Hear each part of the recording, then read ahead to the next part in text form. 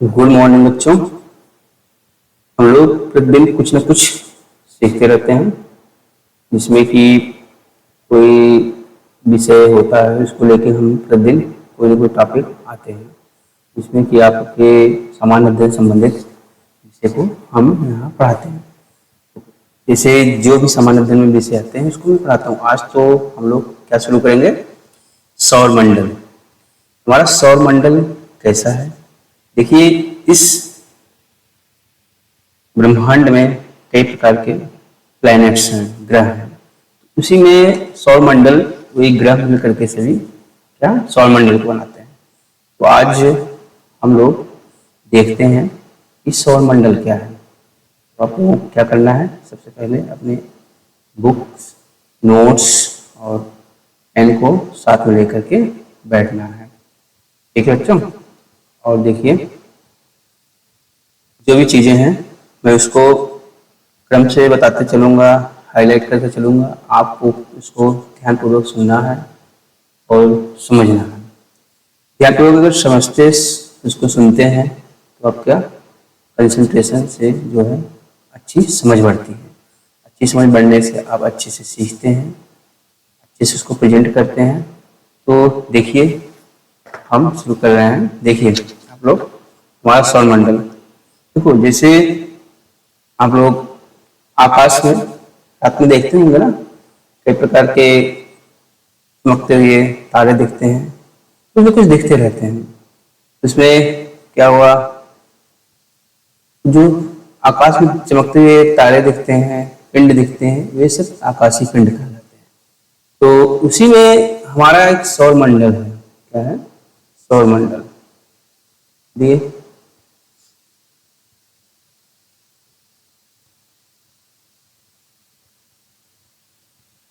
अब हाँ, मैं हाईलाइट ले रहा हूँ, उससे आपको क्या करना है देखना है। मैं बताते जाऊंगा, आप उसको नोट कर देखिए हमारा सौर मंडल। हमारा सौर मंडल का जो आकार है कैसा है, तस्वीरनुमा। देखिए यहाँ मैंने बताया है सौर मंडल का आकार जो है तस्वीरनुमा है। तस्वीरनुमा का मतलब जैसे प्लेट देखते हैं कैसा वह बना है, उसी की तरह वह बना हुआ है। कौन सा, सौर मंडल। देखिए ये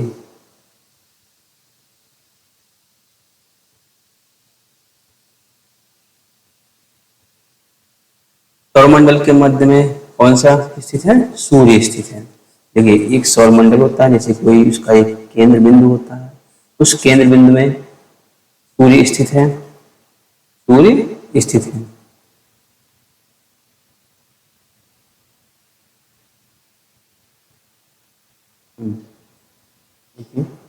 ये सूर्य स्थित है। और सूर्य जो होता है सौरमंडल का प्रमुख संघटक होता है। जैसे आपके परिवार का एक कोई मुखिया होता है, तो उसी मुखिया के आप चारों ओर एक दूसरे से क्या होते हैं, मुखिया से जुड़े होते हैं सभी लोग। तो उसी तरह सौर मंडल में भी सौर मंडल का सबसे मुखिया कौन है, सूर्य है, हमारा सूर्य है। तो इसकी उत्पत्ति देखिए, सौर मंडल की उत्पत्ति लगभग कब से हुई, 4.568 बिलियन वर्ष पूर्व हुआ है। और सौर मंडल में कुल 8 ग्रह हैं। कितने ग्रह हैं सौर मंडल में, हमारा सौर मंडल है उसमें टोटल कितने हैं, 8 ग्रह हैं। सभी ग्रह को हम देखते हैं क्रम से, एक एक का नाम। इसको देखो, ये बुध जो है सूर्य के सबसे नजदीक है। देखिए मैंने क्रम से सबको बता दिया, उनकी दूरी के हिसाब से। बुध, शुक्र, पृथ्वी, मंगल, बृहस्पति, शनि, अरुण, वरुण। पहले देखो 9 ग्रह थे। पहले 9 ग्रह थे, लेकिन बाद में एक ग्रह जो हो गया, क्या हो गया, ब्लास्ट हो गया, जिसको हम बोलते हैं। अब देखिए उपरोक्त 8 ग्रहों के समूह को ही, जो 8 ग्रह के समूह है, इसी को क्या कहते हैं आप, सौर परिवार कहते हैं। तो हम कह सकते हैं कि ग्रहों के समूह को ही क्या कहते हो, सौर परिवार कहते हो। और सौर परिवार का मुखिया, मैंने देखो बताया ना, सौर परिवार का मुखिया जो है सूर्य है। कौन होता है? सूर्य।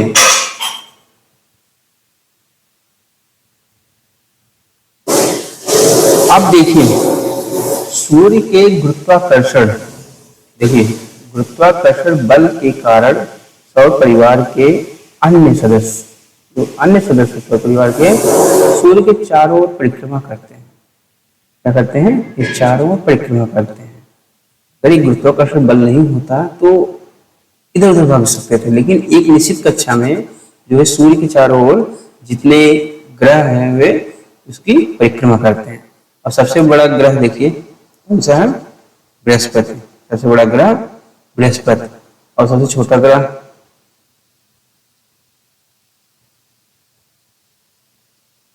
सबसे बड़ा ग्रह बृहस्पति है। कहाँ गया? ऊपर। सबसे बड़ा ग्रह बृहस्पति है, देखिए ये। और सबसे छोटा ग्रह बुध। बुध। और नीला ग्रह किसको कहते हैं? देखिए सभी ग्रहों को कुछ न कुछ नाम दिए गए ना। नीला ग्रह, नीला ग्रह पृथ्वी को कहा जाता है। नीला ग्रह पृथ्वी को कहा जाता है। और लाल ग्रह, लाल ग्रह मंगल को कहते हैं। और सबसे भारी ग्रह, देखो सबसे भारी ग्रह बृहस्पति है। सबसे भारी ग्रह बृहस्पति। और सबसे हल्का ग्रह बुध। सबसे हल्का ग्रह बुध है।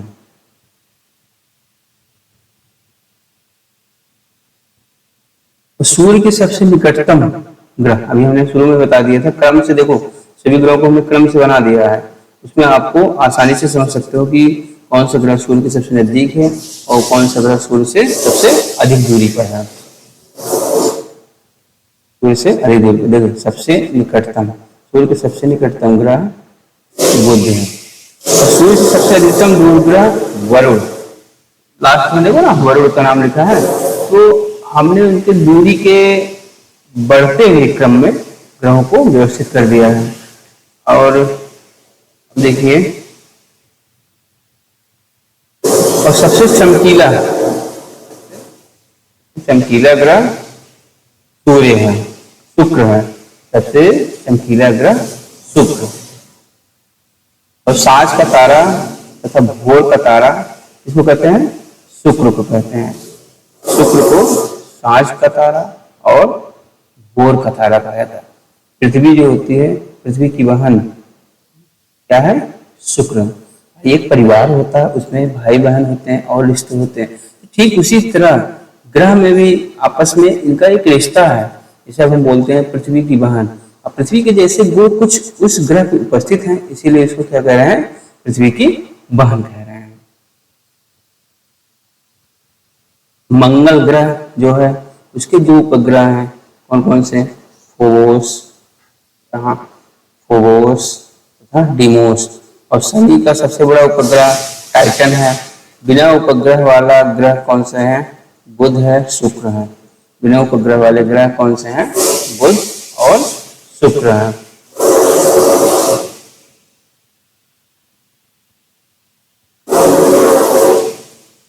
ग्रह आते हैं, देखते हैं ग्रह किसे कहते हैं।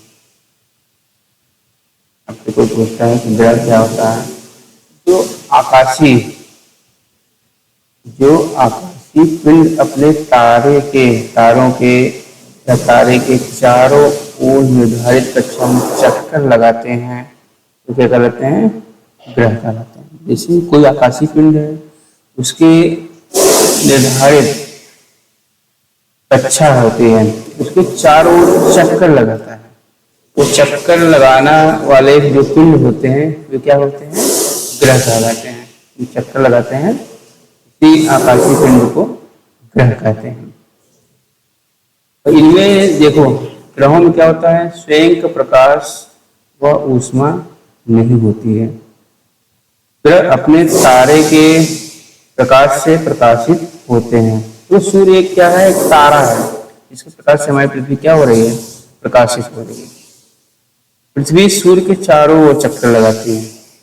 सोचिए सूर्य के चारों ओर कौन सा चक्कर लगाता है? पृथ्वी। देखो आप सुने होंगे परिभ्रमण क्या होता है, परिक्रमण क्या होता है। परिभ्रमण, अभी देखो बेसिक चीजें बता रहा हूँ, इससे बेसिक चीजें हैं, इससे आप काफी कुछ समझ सकते हो। बेसिक चीजों में आते हैं परिभ्रमण। परिभ्रमण ग्रहों को अपनी धुरी पर, देखो जो ग्रह होते हैं जब अपनी धुरी पर घूमता है क्या कहलाता है? परिभ्रमण कहलाता है। जैसे आप लट्टू ले लीजिए, लट्टू को देखे होंगे, इसको अगर नाचता है तो क्या होता है? अपने उसी केंद्र पर ही नाचता रहता है। लेकिन ग्रहों का सूर्य के चारों ओर घूमना परिक्रमण कहलाता है। ग्रहों का सूर्य के चारों ओर घूमना परिक्रमण कहलाता है।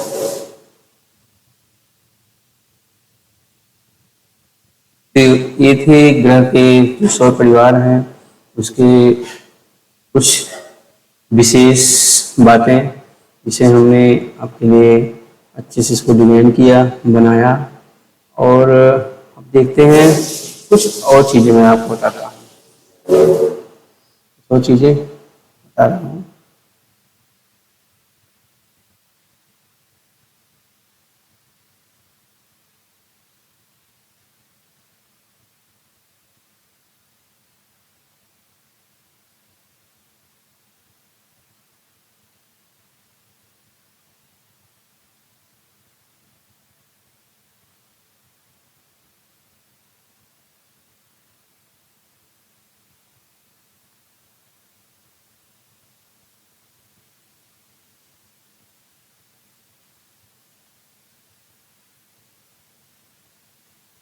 थोड़ा वेट कीजिए, हो जाए।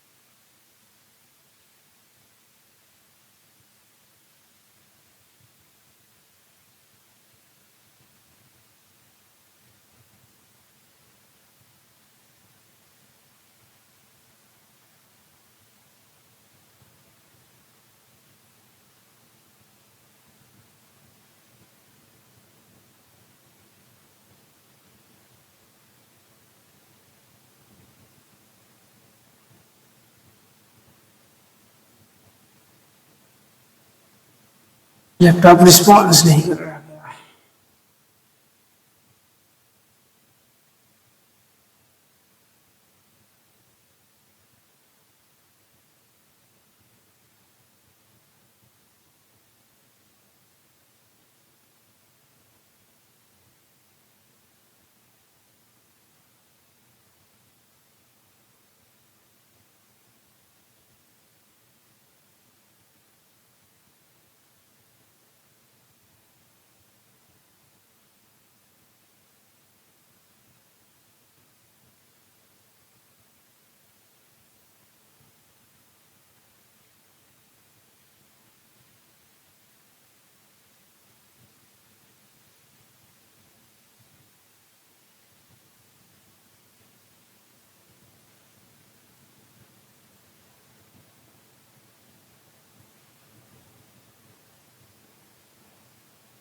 चलिए, टाइम लगता है ना।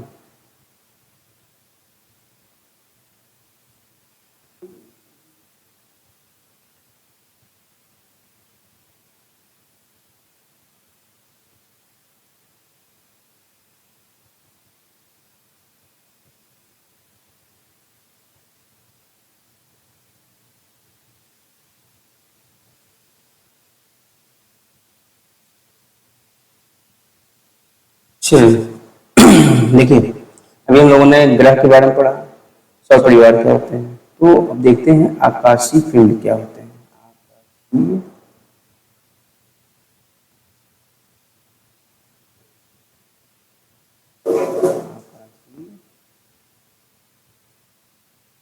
पिंड, देखो बेसिक चीजें हैं, जब तक हम बेसिक चीजें समझते नहीं किसी विषय के बारे में, तब तक हम उससे विषय को अच्छी तरह से समझ नहीं पाते हैं। हमें सबसे पहले क्या करना चाहिए, उसके बेसिक शब्दों को, टर्मिनोलॉजी जो कुछ है उसका समझना चाहिए। ठीक है? पृथ्वी से, कहाँ से, पृथ्वी से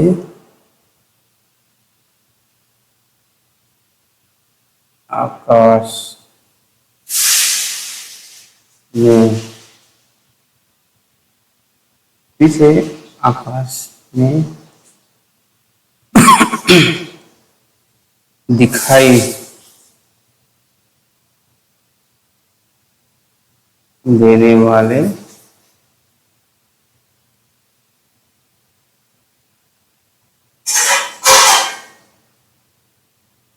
सभी आकृतियों, देखो ये आकृतियां रात में अधिकतर दिखती है ना, तो ये रात की बात हो रही है। जैसे पृथ्वी से दिन में तो कोई आकृति दिखेगी ही नहीं, रात में देखते होंगे आप, कुछ चमकता हुआ कुछ दिख रहा है, कोई इसे लगता है कोई भाग रहा है, स्पीड में जा रहा है, वो भी चमकता हुआ, ये सब जो है आप आकाशीय पिंड कहलाती हैं। देने वाले सभी आकृतियां आकाशीय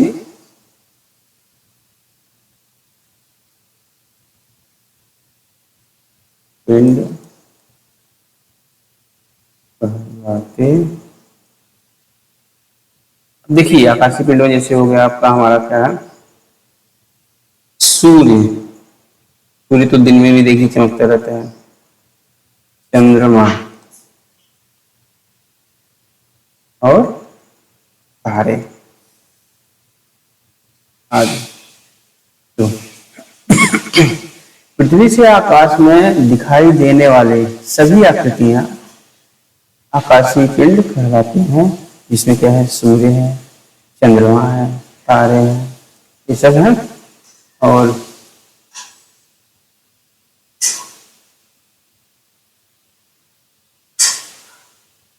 अच्छा, इन आकाशीय पिंडों को देखने के लिए हम किसका प्रयोग करते हैं, दूरदर्शी से देखते हैं। अच्छा, पृथ्वी से सबसे नजदीक का तारा कौन सा है, देखिए सूर्य जो है, सूर्य, सूर्य देखिए आप लोग इसको ग्रह में समझिए, सूर्य एक तारा है, क्या है, सूर्य एक तारा है जो पृथ्वी से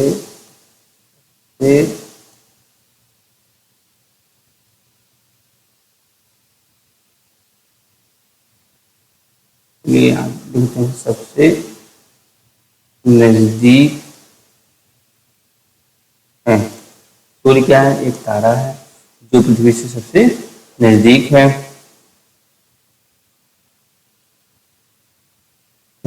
एक और चीज आप सोचते होंगे कि नक्षत्र मंडल क्या होते हैं, उसको सब बेसिक चीजें हैं, आप इसको नोट करते चलिएगा। नक्षत्र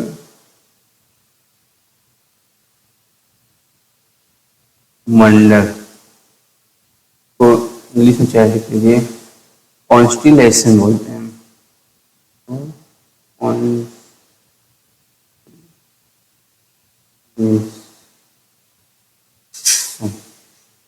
कॉन्स्टिलेशन, देखो देखो,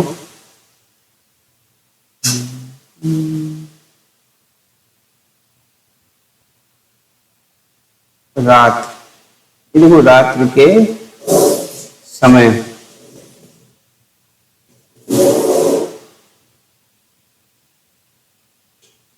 रात के समय तारों के समूह द्वारा बनाई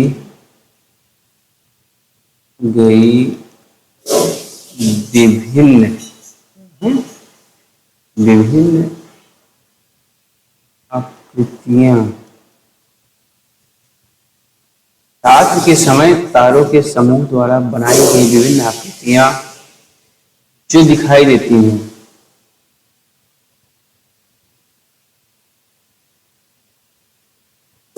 रात के समय तारों के समूह द्वारा बनाई गई विभिन्न आकृतियां नक्षत्र मंडल गैलेक्सी।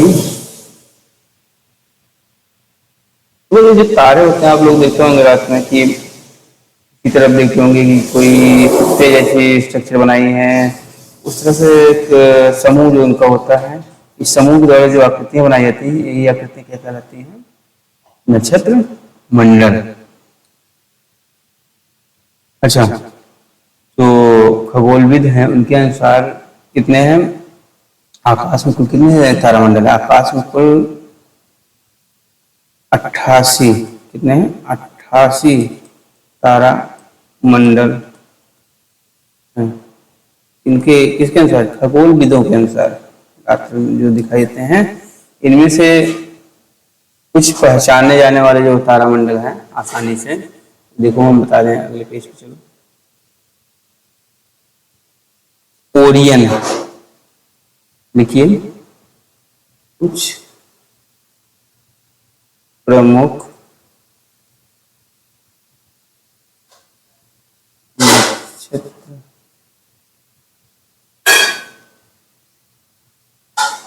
मंडल। तो कुछ प्रमुख नक्षत्र मंडल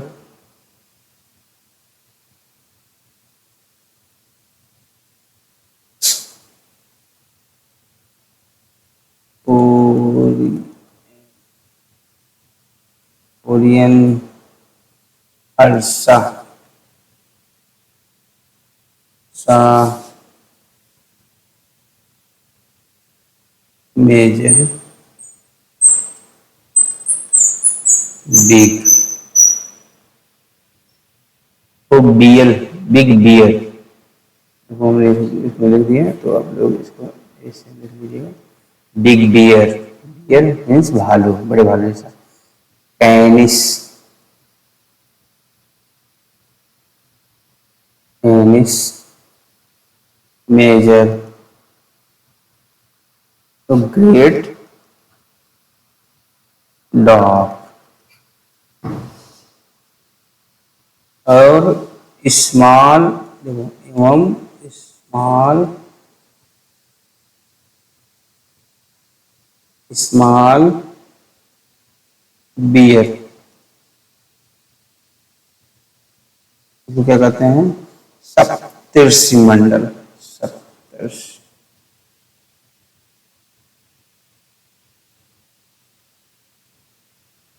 जिसको 7 ऋषियों का समूह बोलते हैं, सप्तर्षि मंडल। देखो प्राचीन काल से ही सप्तर्षि मंडल एवं ध्रुव तारे के बारे में आप लोगों को जानकारी होगी कि उससे हम दिशा का निर्धारण करते हैं। ध्रुव तारे की सहायता से उत्तर दिशा का निर्धारण किया जाता है। देखते होंगे ना कि उत्तर में कौन सा ध्रुव तारा निकलता है।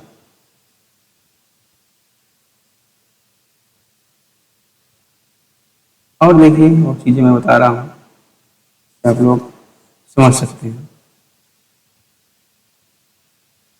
तो एक दूरदर्शी, दूरदर्शी क्या होता है?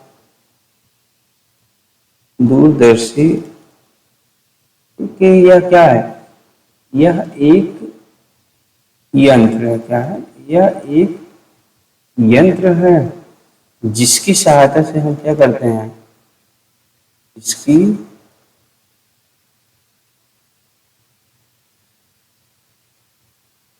सहायता से दूर की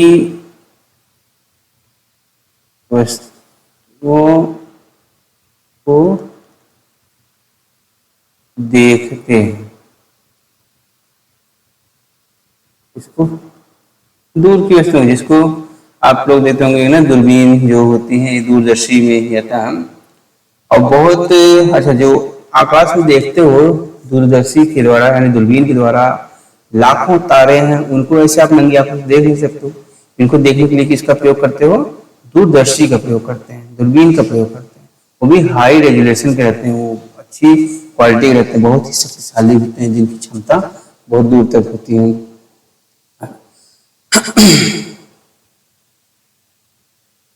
अच्छा, देखते होंगे आपके आकाश में बहुत से तारे हैं जो सूर्य से भी क्या है? बड़े हैं, लेकिन हमारी पृथ्वी से दूर, अधिक दूरी होने के कारण वो क्या होते हैं? हमें छोटे दिखते हैं। क्यों सूर्य में बड़ा दिखता है? क्योंकि ये सूर्य जो है पृथ्वी के काफी नजदीक है।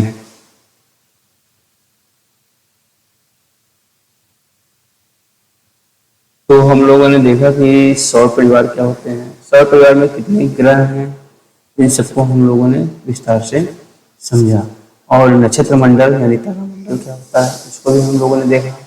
तो सब चीज़ों को हमने समझा। अब मैं आप लोगों को अगली कक्षा में एक एक के बारे में, जैसे सूर्य क्या है, चंद्रमा क्या है, पृथ्वी क्या है और काफ़ी चीज़ें हैं, उन सब के बारे में मैं आपको बताऊंगा। तो आप लोगों को क्या करना है, अगली कक्षा का इंतजार करना है और अच्छे से जो आज पढ़ाया गया है उसको क्या करना है, रिवीजन करना है। आप लोग रिवीजन करते चलिए और अगली कक्षा को पढ़ते चलिए। कि देखो, कोई भी क्लास करने में अच्छा तब लगता है जब आप किताब को घर पर क्या करोगे, अच्छे से पढ़ोगे और पढ़ करके जब क्लास में बैठते हो तो समझ अच्छी आती है। और अगर नहीं पढ़ते हो तो क्या होता है, वो समझ में समस्या होती है। टीचर क्या पढ़ाया जा रहा है, क्या देख रहे हैं, तो इसलिए हमें क्या करना है, सबसे पहले पिछली कक्षा का रिवीजन करना है और अगली कक्षा की तैयारी करना है। तो बच्चों